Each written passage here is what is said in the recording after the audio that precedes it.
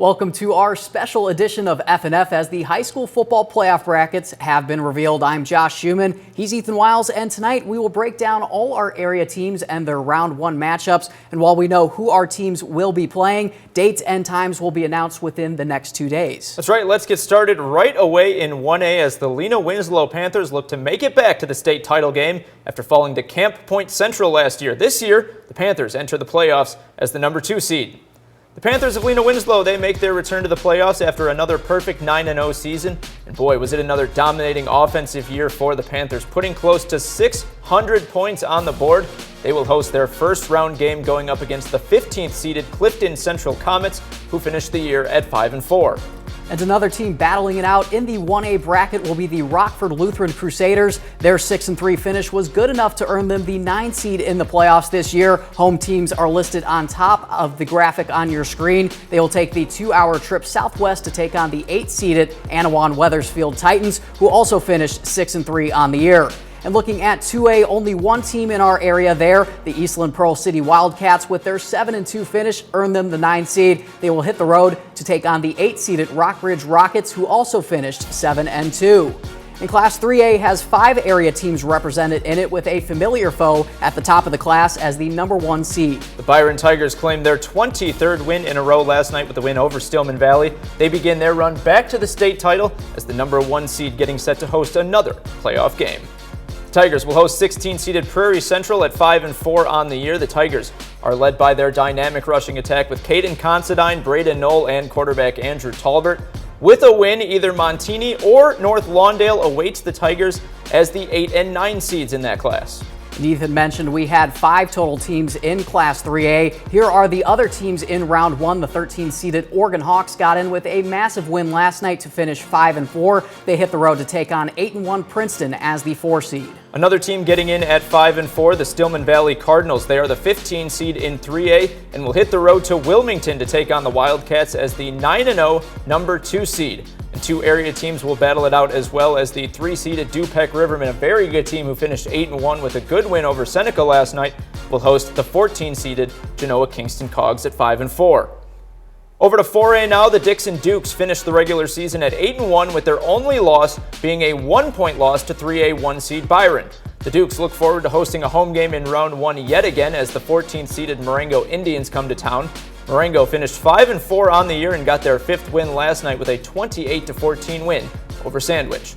And only one other team from the area represented in Class 4A. The Boylan Titans, led by Dominic Cacciatore, finished 5-4 with their loss to Guilford last night. The Titans will make the long trip to Chicago, almost near the Indiana border, where they will take on the South Shore Tars. The Tars defense will be the story of this one, as they have only allowed 20 points through 8 games. We'll find out when the Titans will make that trip to Chicago in the coming days. And that was just the start of our high school football playoff bracket reveal. Coming up, the Freeport Pretzels earned their 5th win last night to become playoff eligible for the first time since 2008. Who will the Pretzels meet up with in round 1? We show you right after the break. Welcome back. We've showed you the first 4 classes with area teams represented in this year's IHSA Football Playoffs. We pick up in 5A, where the storylines are plentiful this year, as the top 2 seeds are area teams and 1 team making a historic return. That's right, Josh. Sycamore and Rochelle have lit up the scoreboard all year long, even meeting up in week 4 with the Spartans pulling out a 6-point win. And those Freeport Pretzels, with that awesome Gatorade shower last night, are celebrating their return to the playoffs.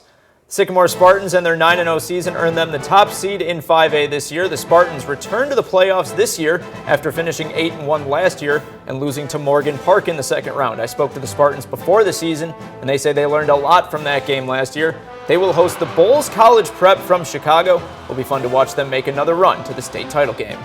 The Spartans earning the top seed, while the Hubs of Rochelle finished right behind them as the 2 seed. That 6-point loss to the Tigers didn't stop them early on as they rolled to that 8-1 finish. The Hubs will host the Cadets from Marmion High School in Rochelle, and we said it at the top, those Freeport Pretzels are back. The win over East last night solidifying their 5-4 finish and their first playoff appearance since 2008. The 11th seeded Pretzels won't have to go too far either as they hit the road to take on the 6th seeded Woodstock North Thunder. We saw a great moment with Coach Anthony Dedman last night. It was so good, we have to watch it again. Playoff bound Freeport Pretzels. How does that sound? I don't know. I'm Let's go! We did it! We did it!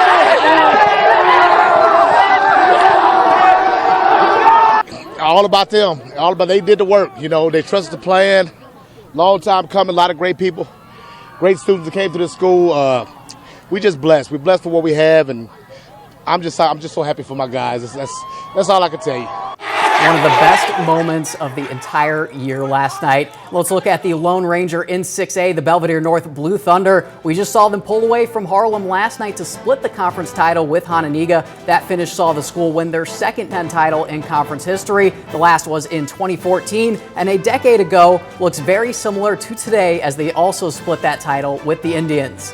And they will take on a school from the Interstate 8, the Canelan Knights. We just saw Sycamore and Rochelle in the 5A bracket, and Canelan lost to both teams this season. The Spartans with a 35-7 win, while the Hubs won 52-24. If the Blue Thunder take home a W, they will face either Wakanda or Fenton in round 2, a game the Bulldogs would be a round 2 rematch from last year. And if they can return to the quarterfinals, the 1 seed Cary Grove is likely to stand in their way.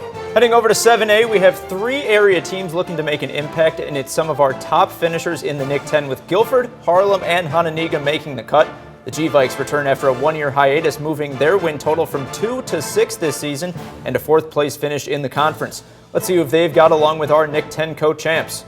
The Indians grabbed the highest seed out of our 3 teams and will play the Willowbrook Warriors in round 1. Willowbrook finished 6-3 with a 5-1 record in the West Suburban Conference, and also allowed the least amount of points out of all of their conference foes, so it should be a good one. And right next to them in the bracket are those G-Vikes at the 23rd seed against 7-2 St. Rita out of Chicago. If the G-Vikes can pull off the upset, we could see a NIC 10 clash for a chance at the quarterfinals. And looking at Harlem, they got a very tough pull against the defending state champions in the class, Mount Carmel. The Caravan have won 15 state championships, which is tied with Joliet Catholic for the most in Illinois history. And we will have updated dates and times once schools begin to release their plans. Until then, thank you for joining us on this special playoff reveal edition of FNF.